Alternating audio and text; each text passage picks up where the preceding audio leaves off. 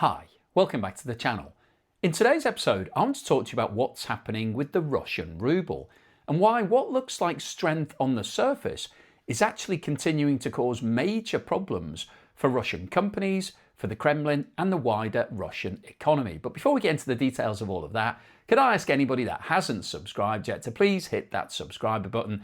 It really helps me with the algorithm and also make sure that you don't miss any further updates. So when you look at currencies, there's a basic assumption that most people make. If your economy is doing well, your currency tends to be strong.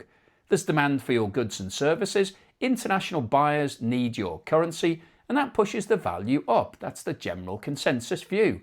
And the reverse is also true. If your economy is struggling, then trade will be falling and investors will be pulling out, and normally that means that there's weak demand for your currency and so your currency weakens.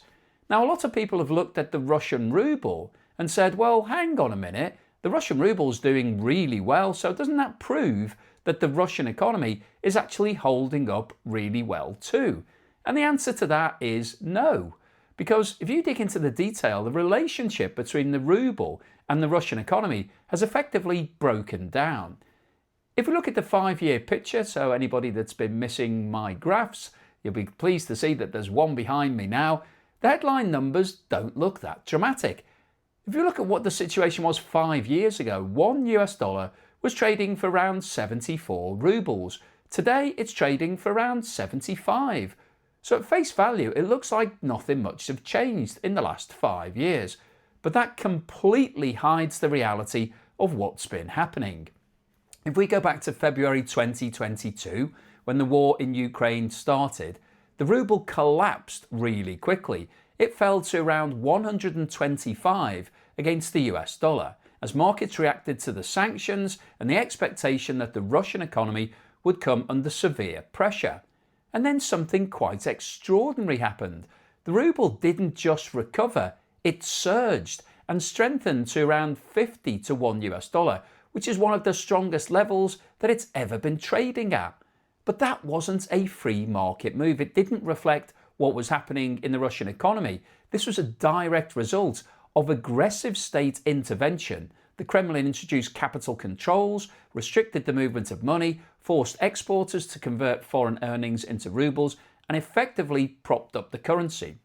So from mid-2022 through to the end of 2024, the ruble then weakened again, drifting down steadily to around 110 against the dollar. And at that level, it was just too much for President Putin. He decided that something had to be done.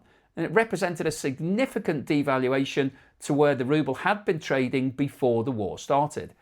But since the start of 2025, we've seen another amazing reversal. The ruble has strengthened again, moving back to around 75 to the US dollar, which at face value looks amazing given everything that's been going on. But let's be clear, the Russian economy is still under significant strain. Sanctions are in place, trade with the West has collapsed, and many international companies have exited the country. So why is the ruble trading at such a strong level? Well, the key point here is that this is no longer a normal currency operating in a free market. This is now effectively a managed currency. It's being managed by the Kremlin. The first major factor is that the volume of trading in rubles has collapsed. International demand for the currency has fallen sharply because many countries are no longer dealing with Russia at all. And even those countries that are still doing business, such as India and China, are choosing not to use rubles as the form of payment. They're using other currencies like the Chinese yuan, the US dollar or the euro or anything else that they can think of. India is using United Arab Emirates dirhams. So in a normal market, that collapse in demand would have led to a much weaker ruble. But because the market is now so much smaller, it's easier for the Russian authorities to control it. The Kremlin has introduced strict capital controls limiting the ability of money leaving the country. Exporters are still required to convert a significant portion of their foreign currency earnings into rubles, and the central bank has been actively managing liquidity in the system. So what you're seeing is not a reflection of economic strength, it's a reflection of state control. And this is where the problems start to emerge for Russia, because a strong currency in this situation is actually damaging for the Russian economy. Most Russian companies, particularly exporters, earn their revenues in foreign currencies. That could be US dollars, Chinese yuan, or euros, or any currency basically. But when they report their results, they have to convert those revenues back into rubles. All Russian companies have to show their accounts in rubles. If the ruble is strong, that conversion results in lower revenues and lower profits in local currency terms. So they're basically reducing the amount of profit and revenue that they're declaring in rubles. So effectively, a stronger ruble is squeezing corporate earnings. And that has a knock-on effect for tax revenues because the Russian government collects a large proportion of its income from taxes on corporate profits, particularly from energy companies. If those profits are being reduced due to currency effects, then tax receipts also go down.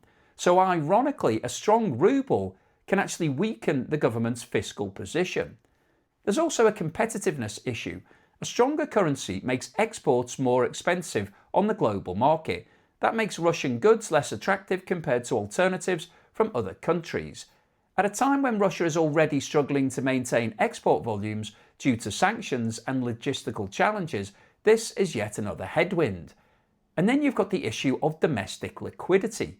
Because companies are being forced to convert foreign currency into rubles, they're holding more rubles than they might otherwise want. But at the same time, access to foreign currency is restricted. So you end up with distortions in the financial system. Companies may struggle to pay for imports even if they have strong ruble balances because they can't easily access the foreign currencies they need. And that feeds into inflation pressures, supply chain disruptions, and inefficiencies across the whole Russian economy. So what you're seeing here is a currency that looks stable on the surface, but is actually masking a lot of underlying stress. This is not a sign of strength, it's a sign of control. And historically, when you see a heavily managed currency like this, it tends to come with long-term consequences because markets don't just disappear, they just go underground or become distorted. So the key takeaway from all of this is that you cannot look at the ruble and use it as a proxy for the health of the Russian economy. The two have effectively become totally disconnected. And in many ways, the current strength of the ruble is actually adding to the challenges that Russia is facing rather than solving them. So as always, I'll keep you posted on any further news and developments on this and any stories as and when they occur. Hopefully you found today's video useful, informative, and most importantly, thought-provoking. If you've liked what I've said, or maybe didn't like it but you thought it was interesting, then please give me a thumbs up. Please subscribe to the channel if you haven't done so already. Don't forget, I'm currently running my competition where you can win my property or a cash alternative prize. There's a limited amount of time left on this now, so if you're interested, please buy a ticket as soon as you can. It's another fun way of funding the channel, and I've got some interesting deals on the go at the moment. If you'd like to get involved, scan the QR code on the screen now, or click the link in the description below. I'd like to also say thank you to everyone that's supporting me in other ways. If you've bought me a coffee or sent me YouTube super thanks or signed up as a patron or a member, thank you for that support. Really helps to keep me focused and making as many videos as possible. Don't forget the Joe and Naz channel is now live. We're bringing food, fun, and a bit of banter to YouTube. I think you're going to enjoy it. In our latest video, we went over to Dublin to try a full Irish breakfast, which is different to a full English, so please check it out to find out what happened, and hopefully it will put a smile on your face. We do still need your support because we're a bit short on watch hours, which is one of the metrics that YouTube have put into place before you can earn any money. So if you could go over, watch that video. There's a link at the end of today's video, take you straight through to it. If you could watch that video, subscribe, and maybe watch a few of the others, I'd really appreciate that. And in the meantime, here's something else to put a smile on your face.